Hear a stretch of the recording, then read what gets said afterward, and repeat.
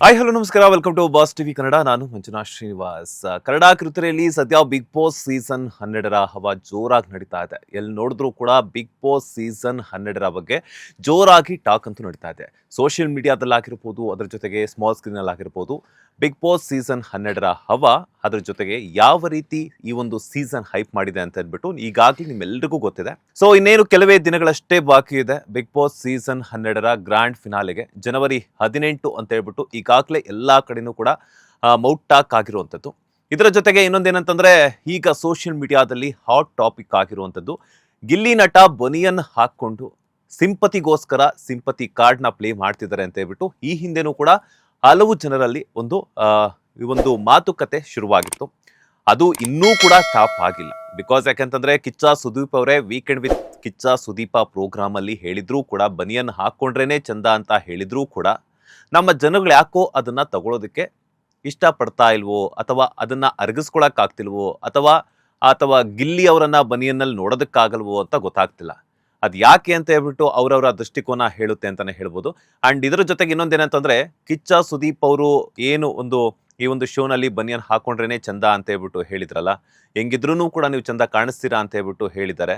ಅದಕ್ಕೆ ತಕ್ಕಂತೆನೆ ಗಿಲ್ಲಿ ಅವರು ಕೂಡ ಬಿಗ್ ಬಾಸ್ ಸೀಸನ್ 12ರ ಈ ಒಂದು ಬಿಗ್ ಬಾಸ್ ಶೋನಲ್ಲಿ ಆಲ್ಮೋಸ್ಟ್ ಬನಿಯನ್ ಲುಕ್ ಅಲ್ಲೇ ಕಾಣಿಸ್ಕೊಳ್ತಾ ಇದ್ದಾರೆ. ಅಂಡ್ ಇನ್ನೊಂದೇನಂತಂದ್ರೆ, ಈಗ ಸೋಷಿಯಲ್ ಮೀಡಿಯಾದಲ್ಲಿ ಹಾಟ್ ಟಾಪಿಕ್ ಆಗಿ ಚರ್ಚೆ ಆಗ್ತಾ ಇರುವಂತದ್ದು ಗಿಲ್ಲಿ ಅವರ ಬಡತನದ ಬಗ್ಗೆ. ಅಂದ್ರೆ ಈ ಹಿಂದೆನೂ ಕೂಡ ಒಂದು ಧ್ರುವಂತ್ ಒಂದು ವಿಚಾರಕ್ಕೆ ಹೇಳ್ತಾರೆ, ನಾಮಿನೇಷನ್ ವಿಚಾರನೋ ಅಥವಾ ಯಾವುದೋ ಒಂದು ಮಾತಿನ ಚಕಮಕಿಯಲ್ಲಿ ಹೇಳ್ತಾರೆ, ಗಿಲ್ಲಿ ಅವರಿಗೆ ಬಡವ ಬಡವ ಅಂತ ಹೇಳ್ಬಿಟ್ಟು, ಚೆನ್ನಾಗಿ ದುಡ್ಡಿದೆ ಹಂಗೆ ಹಿಂಗೆ ಅಂತ ಹೇಳ್ಬಿಟ್ಟು ಬಿಗ್ ಬಾಸ್ ಸೀಸನ್ 12ರ ಒಂದು ಎಪಿಸೋಡ್ ನಲ್ಲಿ ಹೇಳಿದ್ರು. ಅದು ಕೂಡ ಆಗ್ಲೂ ಕೂಡ ಸಾಕಷ್ಟು ಚರ್ಚೆ ಆಗಿತ್ತು. ಈಗ ಇನ್ನೊಂದೇನಂತಂದ್ರೆ, ಆ ಕಿಚ್ಚ ಸುದೀಪ್ ಅವರ ನಡೆಸ್ಕೊಳ್ತಿರುವಂತಹ ಈ ಒಂದು ಶೋನಲ್ಲಿ ಗಿಲ್ಲಿ ನಟ ಅವರು ಬಡವ ಆಗಿಲ್ಲ, ಹೆಚ್ಚು ಶ್ರೀಮಂತ ಆಗಿದ್ದಾರೆ. ಅದ್ರ ಜೊತೆಗೆ ಬಡವ ಬಡವ ಅಂತ ಹೇಳ್ಕೊಂಡು ಸಿಂಪತಿ ಕಾರ್ಡ್ನ ಪ್ಲೇ ಮಾಡಿಕೊಂಡು ತನ್ನ PR ಪ್ರಮೋಷನ್ಸ್ ಅನ್ನ ಒಂದು ಅತಿ ಹೆಚ್ಚು ಚಾರ್ಜ್ ಮಾಡುವಂತಹ ಒಂದು ಕಂಪನಿಗೆ ನೀಡಿದ್ದಾರೆ ಅನ್ನುವಂಥದ್ದು ಸೋಷಿಯಲ್ ಮೀಡಿಯಾದಲ್ಲಿ ಸಾಕಷ್ಟು ಚರ್ಚೆ ಆಗ್ತಾ ಇರುವಂಥದ್ದು. ಹೌದು, ಗಿಲ್ಲಿ ಅವರ ಆರ್ಭಟ ಬಿಗ್ ಬಾಸ್ ಸೀಸನ್ 12ರಲ್ಲಿ ಯಾವ ರೀತಿ ಇದೆ ಅಂತ ಹೇಳ್ಬಿಟ್ಟು ಎಲ್ರಿಗೂ ಗೊತ್ತಿದೆ. ಒಂದ್ ಕಡೆ ನಗ್ಸೋದಕ್ಕೂ ಸೈ, ಮತ್ತೊಂದ್ ಕಡೆ ಅಳ್ಸೋದಕ್ಕೂ ಸೈ, ಮತ್ತೊಂದ್ ಕಡೆ ರೋಸ್ಟ್ ಮಾಡೋದಕ್ಕೂ ಕೂಡ ಸೈ. ಗಿಲ್ಲಿ ಅವರು ತಮ್ಮ ವ್ಯಕ್ತಿತ್ವದ ಮೂಲಕ ಆಟವನ್ನ ಆಡ್ತಿದ್ದಾರೆ ಅಂತ ಕೆಲವರು ಹೇಳ್ತಾ ಇದ್ದಾರೆ. ಇನ್ನು ಕೆಲವರು ಕಾಮಿಡಿ ಮೂಲಕ ಎಲ್ಲರನ್ನ ಎಂಟರ್ಟೈನ್ ಮಾಡ್ತಾ ಇದ್ದಾರೆ ಅಂತ ಇನ್ನು ಕೆಲವರು ಹೇಳ್ತಾ ಇದ್ದಾರೆ. ಇನ್ನು ಕೆಲವರು ಏನಂತಂದ್ರೆ, ತಮ್ಮ ಕಾಮಿಡಿ ಟೈಮಿಂಗ್ಸ್ ಮೂಲಕ ಕನ್ನಡ ಕಿರುತೆರೆಯನ್ನ, ಅದ್ರ ಜೊತೆಗೆ ಬಿಗ್ ಬಾಸ್ ವ್ಯೂವರ್ಸ್ ಅನ್ನ ಎಂಟರ್ಟೈನ್ ಮಾಡ್ತಾ ಇದ್ದಾರೆ ಅಂತ ಹೇಳ್ತಾ ಇದ್ದಾರೆ. ಆದ್ರೆ ಇಲ್ಲಿ ಯಕ್ಷ ಪ್ರಶ್ನೆಯಾಗಿ ಒಂದಷ್ಟು ವರ್ಗದ ಜನರಲ್ಲಿ ಕಾಡ್ತಾ ಇರುವಂತದ್ದು, ಗಿಲ್ಲಿ ಅವರು ಬಡವರ, ಶ್ರೀಮಂತರ ಅಥವಾ ಮಿಡಲ್ ಕ್ಲಾಸ್ ಜನನಾ ಅನ್ನೋದು. ಈಗ ಏನಂತಂದ್ರೆ, ಈ ಕ್ವಶನ್ಗೆ ಆನ್ಸರ್ ಯಾವ ರೀತಿ ಹೇಳಬೇಕು ಅಂತ ಹೇಳ್ಬಿಟ್ಟು ನನಗೂ ಗೊತ್ತಾಗ್ತಾ ಇಲ್ಲ. ನಿಜವಾಗ್ಲೂ ಗಿಲ್ಲಿ ಅವರು ಬಡವನ ಅಥವಾ ಬಡವ ಅನ್ನುವಂತಹ ಒಂದು ಬ್ರ್ಯಾಂಡ್ ಅನ್ನ ಹಾಕೊಂಡು ಅವರು ಬಿಗ್ ಬಾಸ್ ಮನೆಯಲ್ಲಿ ಆಟವನ್ನ ಆಡ್ತಿದ್ದಾರಾ ಅನ್ನುವಂಥದ್ದು. ಸಾಕ್ಷಿ ಸಮೇತ ಓರ್ವ ವ್ಯಕ್ತಿ ತಮ್ಮ ಸೋಷಿಯಲ್ ಮೀಡಿಯಾ ಖಾತೆಯಲ್ಲಿ ಹಂಚ್ಕೊಂಡಿರುವಂಥದ್ದು. ನಾನು ಹೇಳ್ತಿಲ್ಲ ಸಾಕ್ಷಿ ಸಮೇತ ಅಂತ ಹೇಳ್ಬಿಟ್ಟು, ಯಾಕಂತಂದ್ರೆ ಅದನ್ನ ಒಂದು ಸ್ಕ್ರೀನ್ ಶಾಟ್ ತಗೊಂಡು ಹಾಕೊಂಡು ಗಿಲ್ಲಿ ಅವರ ಒಂದು ಬಡತನದ ಬಗ್ಗೆ 1-2-3 ಲೈನ್ಸ್ ಅನ್ನ ಬರೆದು ಹಾಕೊಂಡಿರುವಂಥದ್ದು. ಬಡವ ಅನ್ನುವಂತಹ ಒಂದು ಬ್ರ್ಯಾಂಡ್ ಅನ್ನ ಯೂಸ್ ಮಾಡಿಕೊಂಡು ಗಿಲ್ಲಿ ನಟ ಅವರು ಬಿಗ್ ಬಾಸ್ ಮನೆಯಲ್ಲಿ ಒಂದು ಆಟವನ್ನ ಆಡ್ತಿದ್ದಾರೆ ಅಂತ ಹೇಳ್ಬಿಟ್ಟು ಓರ್ವ ವ್ಯಕ್ತಿ ಅಂತಂದ್ರೆ ನಿತೀಶ್ ಮನುಗೌಡ ಮುನಿನಾಗಪ್ಪ ಅನ್ನುವಂಥವ್ರು ತಮ್ಮ ಸೋಷಿಯಲ್ ಮೀಡಿಯಾ ಖಾತೆಯಲ್ಲಿ ಹಂಚ್ಕೊಂಡಿರುವಂಥದ್ದು. ಇವ್ರು ಬರ್ದಿದ್ದು ಏನು ಅಂತಂದ್ರೆ, ನಾನು ಓದ್ತಾ ಹೋಗ್ತೀನಿ. ಬಡವ ಎಂದು ಬಿಂಬಿಸಿಕೊಳ್ತಿರುವಂತಹ ಗಿಲ್ಲಿ ನಟ ಅತ್ಯಂತ ದುಬಾರಿ PRಗೆ ತನ್ನ ಫೇಸ್ಬುಕ್ ಖಾತೆ ಹಾಗೂ ಇನ್ಸ್ಟಾಗ್ರಾಮ್ ಖಾತೆಗಳನ್ನ ಹ್ಯಾಂಡಲ್ ಮಾಡೋಕೆ ಕೊಟ್ಟಿರೋದಲ್ಲದೆ, ತನ್ನ ಸಹ ಸ್ಪರ್ಧಿಗಳನ್ನ ಕೆಟ್ಟದಾಗಿ ಟ್ರೋಲ್ ಮಾಡುವುದಕ್ಕೂ ಸಹ ಸಾಕಷ್ಟು ಹಣ ಖರ್ಚು ಮಾಡುತ್ತಿರುವುದಕ್ಕೆ ಇದೇ ಸಾಕ್ಷಿ. ಮನೆಯಲ್ಲಿ ಕೀಳು ಬುದ್ಧಿ, ಹೊರಗಡೆ ಕೂಡ ಕೀಳು ಮನಸ್ಥಿತಿ ಹೊಂದಿರುವುದಕ್ಕೆ ಇದೇ ಸಾಕ್ಷಿ ಅಂತ ಹೇಳ್ಬಿಟ್ಟು ಬಿಗ್ ಬಾಸ್ ನಲ್ಲಿ ಒಂದು ಬನಿಯನ್ ಹಾಕೊಂಡು ತನ್ನ ಕಾಮಿಡಿ ಕಚಗುಳಿಯ ಮೂಲಕ ಆಗಿರ್ಬೋದು, ತನ್ನ ವ್ಯಕ್ತಿತ್ವದ ಮೂಲಕ ಆಗಿರ್ಬೋದು, ಅಥವಾ ಅವ್ರಿಗೆ ಇಷ್ಟ ಬಂದಿರೋ ರೀತಿ ಆಟವನ್ನ ಆಡ್ತಾ ಇರುವಂತಹ ಗಿಲ್ಲಿ ನಟ ಅವರ ಒಂದು ಇನ್ಸ್ಟಾಗ್ರಾಮ್ ಹಾಗೇನೆ ಫೇಸ್ಬುಕ್ ಖಾತೆಯನ್ನ ಸ್ಕ್ರೀನ್ ಶಾಟ್ ತಗೊಂಡು ಹಾಕಿರುವಂಥದ್ದು ನೀವು ನೋಡ್ತಾ ಇರ್ಬೋದು. ನಾನೇ ತೋರಿಸ್ತಾ ಇದ್ದೀನಿ ಪ್ರತ್ಯಕ್ಷವಾಗಿ ನಿಮ್ಗೆ. ಅಂಡ್ ಹಾಗೇನೆ ಇಲ್ಲಿ ಕೂಡ ಏನ್ ಹಾಕೊಂಡಿದ್ದಾರೆ ಅಂತಂದ್ರೆ, ಗಿಲ್ಲಿ ನಟ ಅವರು ಬಿಗ್ ಬಾಸ್ ಕನ್ನಡ ಸೀಸನ್ 12ರ roasting star account manager by relent creations ಅಂತ ಹೇಳ್ಬಿಟ್ಟು ಇದೆ. ಸೊ ನಿತೀಶ್ ಮನುಗೌಡ ಮುನಿ ನಾಗಪ್ಪ ಅವರು ಹಾಕಿರುವಂತಹ ಪ್ರಕಾರ, ಗಿಲ್ಲಿ ನಟ ಅವರು ಬಡವ ಅಂತ ಹೇಳ್ಕೊಂಡು ಅತ್ಯಂತ ದುಬಾರಿ PRವನ್ನ ಒಂದು ಹೈರ್ ಮಾಡ್ಕೊಂಡಿದ್ದಾರೆ ಅನ್ನುವಂಥದ್ದು ಅವರ ಒಂದು ವಾದ ಆಗಿದೆ. ಅದರ ಜೊತೆಗೆ ಅದೇ ಒಂದು ಸ್ಕ್ರೀನ್ ಶಾಟ್ ಅನ್ನ ತಗೊಂಡು ತಮ್ಮ ಸೋಷಿಯಲ್ ಮೀಡಿಯಾ ಖಾತೆಯಲ್ಲಿ ಒಂದಷ್ಟು ವಿಚಾರಗಳನ್ನ ಬರ್ಕೊಂಡು ಹೇಳಿರುವಂಥದ್ದು. ಕೇವಲ ತನ್ನ ಸೋಷಿಯಲ್ ಮೀಡಿಯಾ ಖಾತೆಯನ್ನ ಶೇರ್ ಮಾಡ್ಕೊಳ್ಳೋದಕ್ಕಾಗಿರ್ಬೋದು ಅಥವಾ ಪ್ರಮೋಟ್ ಮಾಡ್ಕೊಳ್ಳೋದಕ್ಕಾಗಿರ್ಬೋದು ಅಥವಾ ತನ್ನ ಬಗ್ಗೆ ಪ್ರಮೋಟ್ ಮಾಡಲಿ ಅನ್ನುವಂತಹ ಕಾರಣಕ್ಕಾಗಿರ್ಬೋದು ಗಿಲ್ಲಿ ನಟ ಅವರು ಈ ಒಂದು ಪೇಜ್ಗೆ ಅವರು ಹಣವನ್ನ ಕೊಟ್ಟಿಲ್ಲ. ಬೇರೆಯವರ ಅಂದ್ರೆ ಬಿಗ್ ಬಾಸ್ ಮನೆಯಲ್ಲಿ ಯಾರೆಲ್ಲ ಸಹ ಸ್ಪರ್ಧಿಗಳಿದ್ದಾರೆ ಅವ್ರಿಗೆ ಬೇಕಾಗಿರುವಂತವ್ರು ಅಥವಾ ಬೇಡದೇ ಇರುವಂತವ್ರು ಒಂದಷ್ಟು ವಿಚಾರಗಳ ಜಗಳ ಆದಾಗ ಅಥವಾ ಯಾರ್ಯಾರು ಅವರನ್ನ ಟಾರ್ಗೆಟ್ ಮಾಡ್ತಾರೆ ಅಂತವರ ವಿರುದ್ಧ ಅವರು ಕೆಟ್ಟದಾಗಿ ಪ್ರಮೋಟ್ ಮಾಡ್ಲಿ ಅನ್ನುವಂತಹ ಕಾರಣದಿಂದಾಗಿ ಈ ಒಂದು ಪೇಜ್ ನ ಹ್ಯಾಂಡಲ್ ಮಾಡ್ಕೊಂಡಿದ್ದಾರೆ. ಈ ಒಂದು ಪೇಜ್ ಸಾಕಷ್ಟು ದುಬಾರಿಯಾಗಿದೆ. ಅಂದ್ರೆ ಯಾರ ಬಗ್ಗೆ ಆದ್ರೂ PR ಮಾಡ್ತಿದೀವಿ ಅಂತಂದಾಗ ಅತಿ ಹೆಚ್ಚು ಹಣವನ್ನ ಪಡ್ಕೊಳ್ತಾರೆ, ದುಬಾರಿ ಮೊತ್ತವನ್ನ ಕೇಳ್ತಾರೆ ಅನ್ನುವಂಥದ್ದು ಇವರ ವಾದವಾಗಿದೆ. ಅದರ ತಕ್ಕಂಗೆ ಸೋಷಿಯಲ್ ಮೀಡಿಯಾದಲ್ಲಿ ಸಾಕಷ್ಟು ಜನರ ಒಂದು ಕಮೆಂಟ್ಸ್ ಗಳ ಸುರಿಮಳೆ ಕೂಡ ಸುರಿದಿದೆ ಅಂತಾನೆ ಹೇಳ್ಬೋದು. ಏನು ಅಂತಂದ್ರೆ ಹೌದು, ಗಿಲ್ಲಿ ತಮ್ಮ ಕಾಮಿಡಿ ಕಚಗುಳಿಯ ಮೂಲಕ ಆಟವನ್ನ ಆಡ್ತಾ ಇದ್ದಾರೆ, ಆದ್ರೆ ಇದು ಕಾಮಿಡಿ ಶೋ ಅಲ್ಲ. ವ್ಯಕ್ತಿತ್ವದ ಮೂಲಕ ಆಟವನ್ನ ಆಡ್ತಾ ಇದ್ದಾರೆ, ಆದ್ರೆ ತಮ್ಮ ವ್ಯಕ್ತಿತ್ವವನ್ನ ಎಲ್ಲೂ ಕೂಡ ರೂಪಿಸ್ಕೊಳ್ತಾ ಇಲ್ಲ. ಎಕ್ಸಾಂಪಲ್ ಅದಕ್ಕೆ ಮೊನ್ನೆ ಒಂದು ಕ್ಯಾಪ್ಟನ್ಸಿಯನ್ನ ಕೊಟ್ಟಂತಹ ಸಂದರ್ಭದಲ್ಲಿ ಕ್ಯಾಪ್ಟನ್ಸಿ ಪಟ್ಟವನ್ನ ಕರೆಕ್ಟ್ ಆಗಿ ನಿಭಾಯಿಸಿಲ್ಲ ಅನ್ನುವಂಥದ್ದು ಅಂತಲೂ ಕೂಡ ಹೇಳಿದ್ದಾರೆ ಒಂದಷ್ಟು ಜನರು ತಮ್ಮ ಸೋಷಿಯಲ್ ಮೀಡಿಯಾ ಖಾತೆಗಳಲ್ಲಿ. ಏನು ನಿತೀಶ್ ಮನುಗೌಡ, ಮುನಿನಾಗಪ್ಪ ಅನ್ನುವಂಥವ್ರು ಹಾಕೊಂಡಿದ್ದಾರೋ, ಸೊ ಆ ಒಂದು ಪೋಸ್ಟ್ಗೆ ಹಲವಾರು ಜನ ಕಮೆಂಟ್ಗಳ ಸುರಿಮಳೆಯನ್ನ ಸುರಿತಿರುವಂಥದ್ದು. ಹಾಗೇನೆ ನಿಜವಾಗ್ಲೂ ಗಿಲ್ಲಿ ನಟ ಅವರು ಅತ್ಯಂತ ದುಬಾರಿ ಮೊತ್ತದ ಒಂದು ವೆಚ್ಚವನ್ನ ಭರಿಸುವಂತಹ PR ನ ಹ್ಯಾಂಡಲ್ ಮಾಡ್ಕೊಳ್ತಾ ಇದ್ದಾರಾ ಅನ್ನುವಂಥದ್ದು. ಯಾಕಂತಂದ್ರೆ ಬಿಗ್ ಬಾಸ್ ಮನೆಗೆ ಹೋದ್ಮೇಲೆ ಸಾಕಷ್ಟು ಜನರಿಗೆ ಅವರು ರೀಚ್ ಆಗ್ತಾರೆ ಗಿಲ್ಲಿ ನಟ ಅವರು. ಅದಕ್ಕಿಂತ ಮುಂಚೆ ಒಂದಷ್ಟು ಶೋಗಳಲ್ಲಿ ಕಾಣಿಸ್ಕೊಂಡಿರ್ಬೋದು, ಆದ್ರೆ ಬಿಗ್ ಬಾಸ್ ಅನ್ನುವಂಥದ್ದು ವರ್ಷಕ್ಕೆ ಒಂದೇ ಬಾರಿ ಬರುವಂತಹ ಒಂದು ಶೋ. ಆ ಒಂದು ಶೋನಲ್ಲಿ ಸೀಸನ್ 12ರಲ್ಲಿ ಇವರು ಕಂಟೆಸ್ಟೆಂಟ್ ಆಗಿ ಹೋಗ್ತಾರೆ. ಯಾಕಂತಂದ್ರೆ ಯಾವುದೇ ಒಂದು ರಿಯಾಲಿಟಿ ಶೋ ಅಲ್ಲಿ ಕೇವಲ 2-3 ಗಂಟೆ ಮಾತ್ರ ಅವರ ಒಂದು ಕಾಮಿಡಿ ಕಚಗುಳಿ ಆಗಿರ್ಬೋದು ಅಥವಾ ಅವರ ಆಟವನ್ನ ಆಗಿರ್ಬೋದು ನೋಡ್ಬೋದು. ಆದ್ರೆ ಬಿಗ್ ಬಾಸ್ ಅನ್ನುವಂತಹ ಮಹಾ ಒಂದು ರಿಯಾಲಿಟಿ ಶೋನಲ್ಲಿ 24 ಗಂಟೆಗಳ ಕಾಲನೂ ಕೂಡ ಲೈವ್ ನಲ್ಲಿ ನೋಡಬಹುದು ಅಂತಾನೆ ಹೇಳ್ಬೋದು. ಬಿಕಾಸ್ ಯಾಕಂತಂದ್ರೆ ಆ ಒಂದು ಫೆಸಿಲಿಟೀಸ್ ಕೂಡ ಇದೆ ಅಂತಾನೆ ಹೇಳ್ಬೋದು. ಆದ್ರೆ ಇಲ್ಲಿ ಏನು ಅಂತಂದ್ರೆ ಈಗ ಸೋಷಿಯಲ್ ಮೀಡಿಯಾದಲ್ಲಿ ಸಾಕಷ್ಟು ಚರ್ಚೆ ಆಗ್ತಾ ಇರುವಂತದ್ದು ನಿಜವಾಗ್ಲೂ ಗಿಲ್ಲಿ ನಟ ಅವರು ಸಿಂಪತಿ ಕಾರ್ಡ್ ಅಂದ್ರೆ ಬಡವ ಅನ್ನುವಂತಹ ಒಂದು ಬ್ರ್ಯಾಂಡ್ ಅನ್ನ ಇಟ್ಕೊಂಡು ಸಿಂಪತಿ ಕಾರ್ಡ್ ನ ಪ್ಲೇ ಮಾಡ್ತಾ ಇದ್ದಾರ, ಅಂದ್ರೆ ಕನ್ನಡ ಕಿರುತೆರೆ ಅದ್ರ ಜೊತೆಗೆ ಕರ್ನಾಟಕದ ಜನರಿಗೆ ಮೋಸವನ್ನ ಮಾಡ್ತಾ ಇದ್ದಾರ. ಬಿಕಾಸ್ ಯಾಕಂತಂದ್ರೆ ಬಿಗ್ ಬಾಸ್ ಸೀಸನ್ 12ರಲ್ಲಿ ನಾನು ವಿನ್ ಆಗ್ಬೇಕು ಅನ್ನುವಂಥದ್ದು ಅಂತ ಹೇಳ್ಬಿಟ್ಟು. ಆದ್ರೆ ಇದೆಷ್ಟರ ಮಟ್ಟಿಗೆ ಸರಿ, ಎಷ್ಟರ ಮಟ್ಟಿಗೆ ತಪ್ಪು ಅನ್ನುವಂಥದ್ದು ಕೂಡ ಸಾಕಷ್ಟು ಚರ್ಚೆ ಆಗ್ತಾ ಇದೆ. ಸಾಕಷ್ಟು ಜನ ಅವರ ಫ್ರೆಂಡು ಕೂಡ ಸೂರ್ಯವಂಶಿಯವರು ಕೂಡ ಸಾಕಷ್ಟು ಜನರ ಒಂದು ಸಂದರ್ಶನಗಳಲ್ಲಿ ಹೇಳಿದ್ದಾರೆ.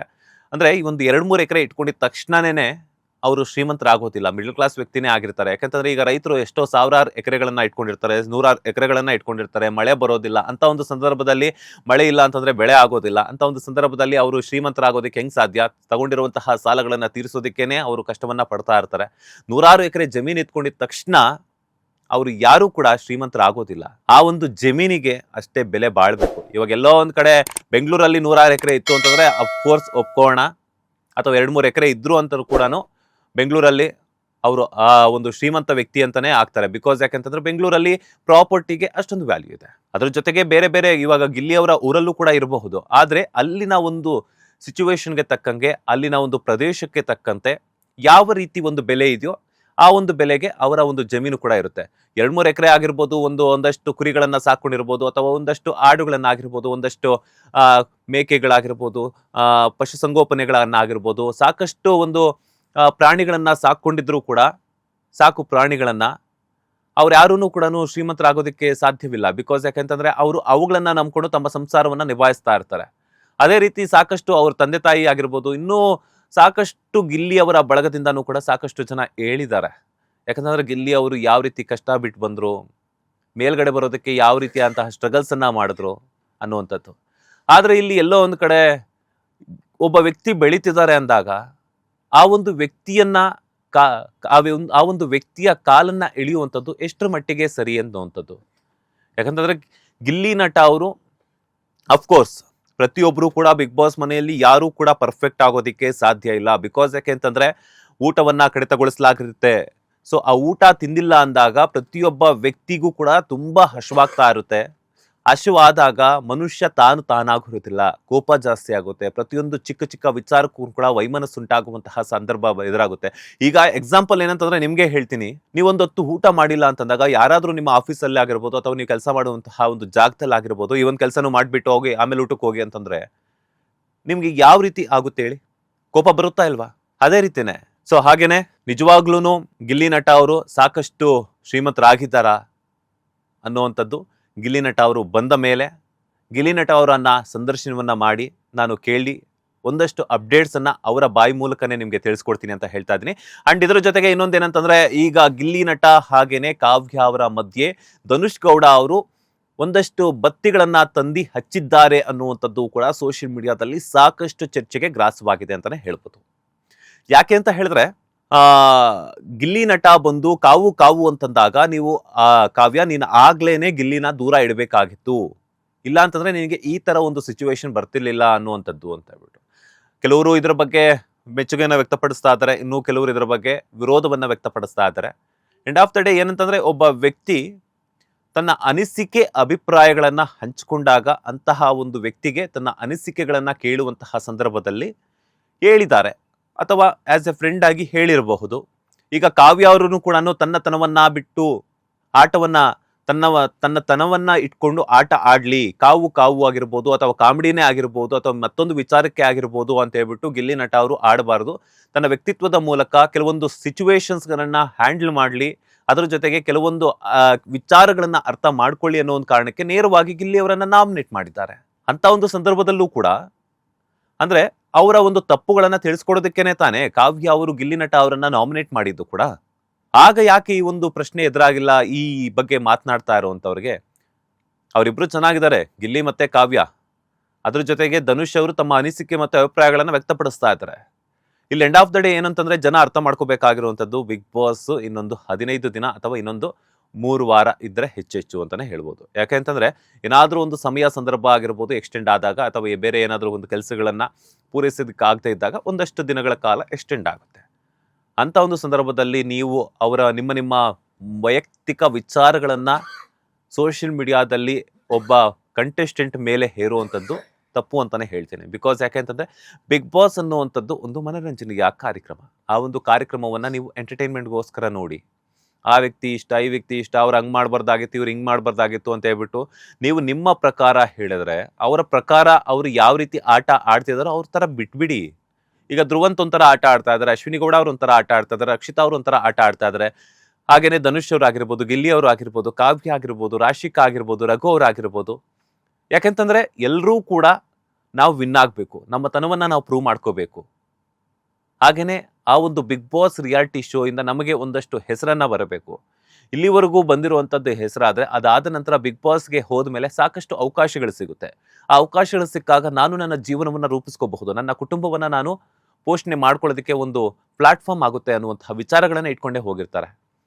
ಅಲ್ಲಿ ಅವರು 24 ಗಂಟೆಗಳ ಕಾಲನೂ ಕೂಡ ಅವರ ಜೊತೆ ಒಂದಷ್ಟು ದಿನಗಳ ಕಾಲ ಇರ್ತಾರೆ. ಆದ್ರೆ ನಾವು ನೋಡುವಂತಹ 2.5 ಗಂಟೆ ಆಗಿರ್ಬೋದು ಅಥವಾ ಲೈವ್ ನೋಡಿದ್ರೆ ಅಮ್ಮಮ್ಮ ಅಂದ್ರೆ ಎಷ್ಟು ಅವರ್ಸ್ ನೀವು ನೋಡಬಹುದು? ಒಂದು 4-5 ಅವರ್ ನೋಡಬಹುದಾ? ಯಾಕಂದ್ರೆ ನಮ್ಗಳಿಗೂ ಕೆಲಸ ಇರುತ್ತಲ್ಲ. ಸೊ ಆ ಒಂದು ಎಪಿಸೋಡ್ಸ್ನ ಇಟ್ಕೊಂಡು ನಾವು ಯಾರೊಬ್ಬರ ಮೇಲೇನೆ ನಿಮ್ಮ ಅನಿಸಿಕೆ ಮತ್ತು ಅಭಿಪ್ರಾಯಗಳನ್ನ ಸೋಷಿಯಲ್ ಮೀಡಿಯಾದಲ್ಲಿ ಕಮೆಂಟ್ಗಳ ಮೂಲಕ ಹಾಕಿದಾಗ ಅಲ್ಲಿ ಏನ್ ನಡೆದಿರುತ್ತೆ ಅಂತ ಹೇಳ್ಬಿಟ್ಟು ನಮಗೆ ಸೀರಿಯಸ್ಲಿ ಗೊತ್ತಾಗೋದಿಲ್ಲ. ಬಿಕಾಸ್ ಯಾಕಂತಂದ್ರೆ ಎಷ್ಟೋ ಜನ ಹೊಡೆದಾಡಿದ್ದಂತಹ ಕಂಟೆಸ್ಟೆಂಟ್ಗಳು ಈಗ ಹೊರಗಡೆ ಬಂದ್ಮೇಲೆ ಸಾಕಷ್ಟು ಚೆನ್ನಾಗಿದ್ದಾರೆ. ಎಷ್ಟರ ಮಟ್ಟಿಗೆ ಅಂತಂದ್ರೆ ಬೆಸ್ಟ್ ಫ್ರೆಂಡ್ಸ್ ಆಗಿ ಇದ್ದಾರೆ. ಯಾಕಂದ್ರೆ ಅವರು ಆಟವನ್ನಾಗಿ ತಗೊಂಡು ಅಲ್ಲಿ ಏನ್ ಆಡಬೇಕು ಅಲ್ಲಿ ಆಟವನ್ನ ಆಡಿದ್ದಾರೆ.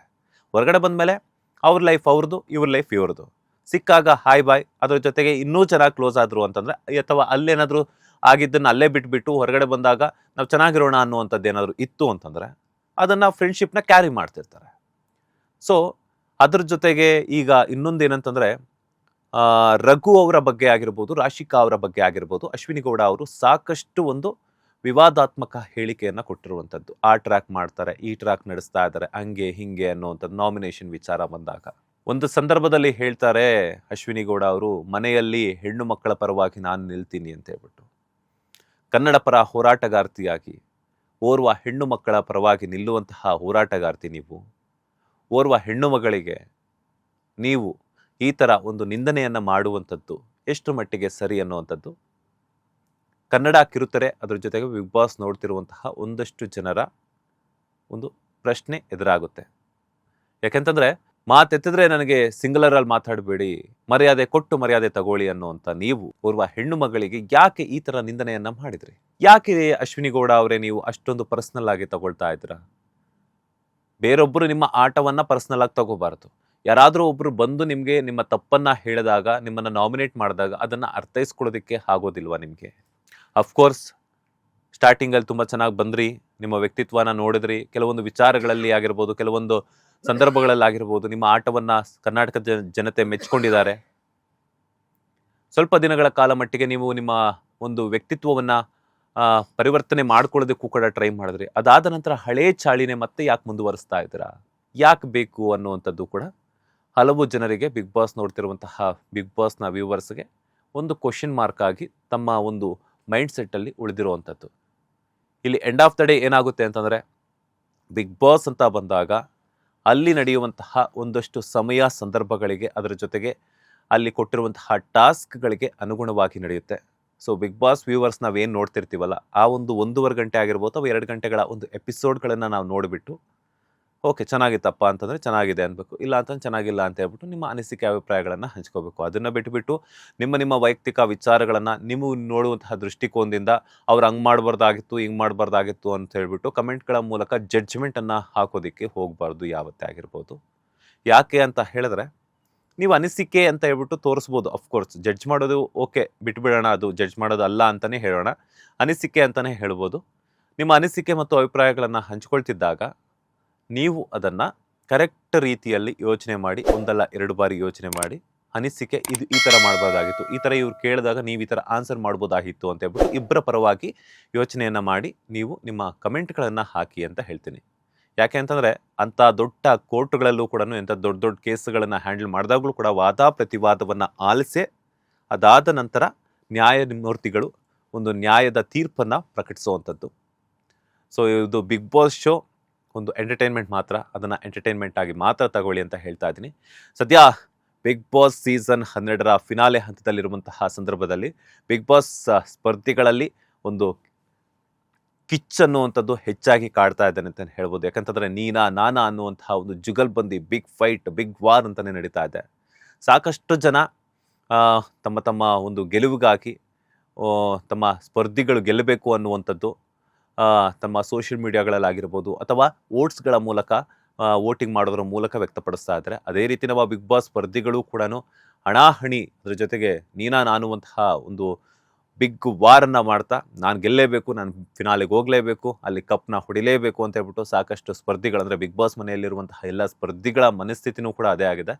ಸೊ ಅದು ಆಟವನ್ನಾಗಿ ಮಾತ್ರ ತಗೊಳ್ಳಿ ಅಂತ ಹೇಳ್ತಾ, ನಿಮ್ಮ ಅನಿಸಿಕೆ ಮತ್ತು ಅಭಿಪ್ರಾಯಗಳನ್ನು ಸೋಷಿಯಲ್ ಮೀಡಿಯಾಗಳಲ್ಲಿ ಹಂಚ್ಕೊಳ್ಳಿ, ಆದರೆ ಜಡ್ಜ್ ಮಾಡೋದಕ್ಕೆ ಹೋಗಬೇಡಿ. ನಿಮ್ಮ ವೈಯಕ್ತಿಕ ವಿಚಾರಗಳನ್ನು, ಅಂದರೆ ಏನು ನೀವು ಥಿಂಕ್ ಮಾಡುವಂತಹ ವೇ ಇದೆಯಲ್ಲ, ಅದನ್ನು ಅದಕ್ಕೆ ಕನ್ವೆ ಮಾಡಿಬಿಟ್ಟು ನೀವು ನಿಮ್ಮ ಅನಿಸಿಕೆ ಅಭಿಪ್ರಾಯಗಳನ್ನು ರೀತಿಯಲ್ಲಿ ನೀವು ಜಡ್ಜನ್ನು ಮಾಡೋಕ್ಕೆ ಹೋಗಬೇಡಿ ಅಂತ ಹೇಳ್ತಾ ಇದ್ದೀನಿ.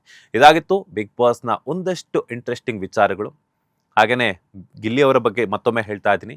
ಸೊ ಗಿಲ್ಲಿಯವರು ನಿಜವಾಗ್ಲೂ ಬಡವಣ ಶ್ರೀಮಂತನ ಅನ್ನುವಂಥದ್ದು ಸದ್ಯ ಯಕ್ಷಪ್ರಶ್ನೆಯಾಗಿ ಕನ್ನಡ ಕಿರುತೆರೆ ವೀಕ್ಷಕರಲ್ಲಿ ಕಾಡ್ತಾ ಇರುವಂಥದ್ದು.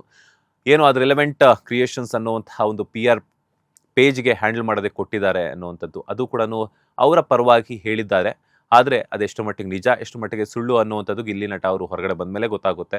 ಅಫ್ಕೋರ್ಸ್ ಅವರವರ ವಿಚಾರಗಳು ಬಿಗ್ ಬಾಸ್ಗೆ ಹೋದ್ಮೇಲೆ ತಾವು ಗೆಲ್ಲೇಬೇಕು, ಪ್ರಚಾರವನ್ನು ಮಾಡ್ಕೊಳ್ಳೇಬೇಕು. ಬಿಕಾಸ್ ಆ ಒಂದು ಸಂದರ್ಭದಲ್ಲಿ ಹೆಚ್ಚಾಗಿ ಓಟುಗಳನ್ನು ಬಂದಾಗ ಆ ಒಂದು ಓಟ್ಸ್ ನನಗೆ ಗೆಲ್ಲೋದಕ್ಕೆ ಹೆಲ್ಪ್ ಆಗುತ್ತೆ ಅನ್ನುವಂಥದ್ದು ಕೂಡ ಅವರ ಒಂದು ಇಂಟ್ರೆಸ್ಟ್ ಆಗಿರಬಹುದು. ಆದರೆ ಇಲ್ಲಿ ಬನಿಯನ್ ಹಾಕೊಂಡಿದ ತಕ್ಷಣನೇ ಬಡವ ಆಗಬಾರ್ದು, ಬನಿಯನ್ ಹಾಕೊಂಡಿದ ತಕ್ಷಣನೇ ಬಡವ ಆಗಿರಲೇಬೇಕು. ಶ್ರೀಮಂತ ಯಾಕೆ, ಶ್ರೀಮಂತರು ಯಾರು ಬನಿಯನ್ಗಳನ್ನು ಹಾಕ್ಕೊಳ್ಳೋದಿಲ್ವಾ ಅಲ್ವಾ? ಸೊ ಬಡವ ಆಗಿರ್ಬೋದು, ಶ್ರೀಮಂತ ಆಗಿರ್ಬೋದು, ಕಲೆಗೆ ಬೆಲೆ ಕೊಡೋಣ. ಅದರ ಜೊತೆಗೆ ಅಫ್ಕೋರ್ಸ್ ಗಿಲ್ಲಿ ಅವರಾಗಿರ್ಬೋದು, ಪ್ರತಿಯೊಬ್ಬ ಸ್ಪರ್ಧಿಗಳು ಕೂಡ ಬಿಗ್ ಬಾಸ್ ಮನೆಯಲ್ಲಿ ತಪ್ಪುಗಳನ್ನು ಮಾಡಿದ್ದಾರೆ. ಆ ತಪ್ಪುಗಳನ್ನು ತಿದ್ದುಕೊಂಡು ಹೊರಗಡೆ ಬರಲಿ.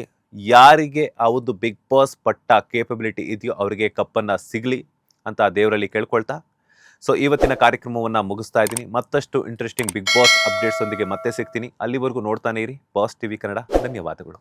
ಲೇಟೆಸ್ಟ್ ಹಾಗೂ ಇಂಟ್ರೆಸ್ಟಿಂಗ್ ಸುದ್ದಿಗಳಿಗಾಗಿ ಬಾಸ್ ಟಿವಿ ಕನ್ನಡ ಚಾನೆಲ್ನ ಸಬ್ಸ್ಕ್ರೈಬ್ ಮಾಡಿ. ಹಾಗೆಯೇ ಬೆಲ್ ಐಕಾನ್ ಪ್ರೆಸ್ ಮಾಡಿ. ಇದರ ಜೊತೆಗೆ ಫೇಸ್ಬುಕ್, ಇನ್ಸ್ಟಾಗ್ರಾಮ್, ಎಕ್ಸ್ನಲ್ಲೂ ಮಿಸ್ ಮಾಡದೆ ಫಾಲೋ ಮಾಡಿ.